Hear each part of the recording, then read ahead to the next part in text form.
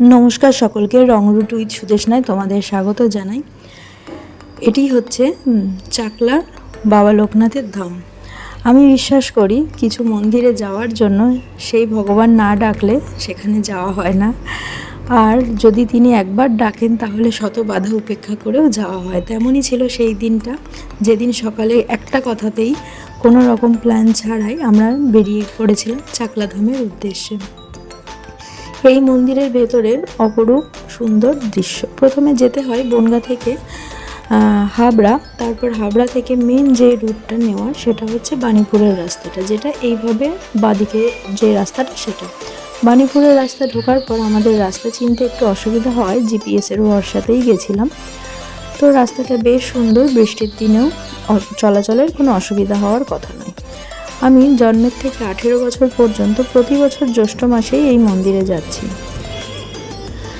দেখো, বাবার তিরোধান উৎসবের জন্য ব্যানারও টাঙানো রয়েছে, যদিও উৎসবটি হয়ে গিয়েছে কিন্তু তবুও ব্যানার টাঙানো ছিল।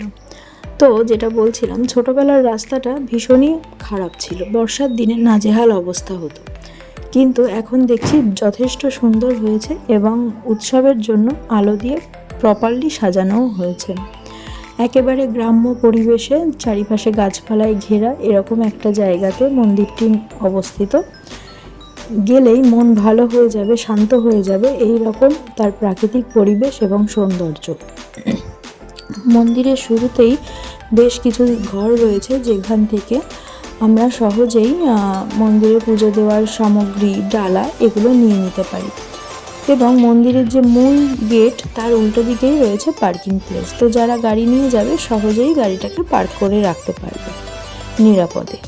তো এই হচ্ছে পার্কিং প্লেসের গেট ডান দিকে, আর এই বাঁ দিকটাতে মন্দিরের মূল গেটটা। তো মন্দিরের ভেতরেও কিছু গাড়ি দেখাতে আমরা ভেবেছিলাম ভেতরটাতেই পার্ক করব, তো সেইভাবে ঢুকে গেছিলাম। তারপর জানতে পারলাম যে না, বাইরেটাতেই করতে হবে। তো যাই হোক, তারপর মন্দিরের ভেতরে হেঁটে হেঁটে প্রবেশ করলাম জুতো খুলে। এই হচ্ছে মন্দিরের মাঠটা, যেটি ভীষণ সুন্দর এবং মনোরম। দিনটাতে ছিল প্রচণ্ড গরম, কিন্তু তবুও প্রচুর গাছপালা থাকায় এখানে তেমন একটা গরম লাগছিল না, আর ছিল প্রচণ্ড ভিড়, কিন্তু প্রত্যেকেই মন্দির চত্বরে বসেছিলেন। আর এই হচ্ছে সেই মন্দিরের দোতলা, যেটা খুব মনোরম একটা প্রাকৃতিক পরিবেশ দর্শন করা যায় এখান থেকে।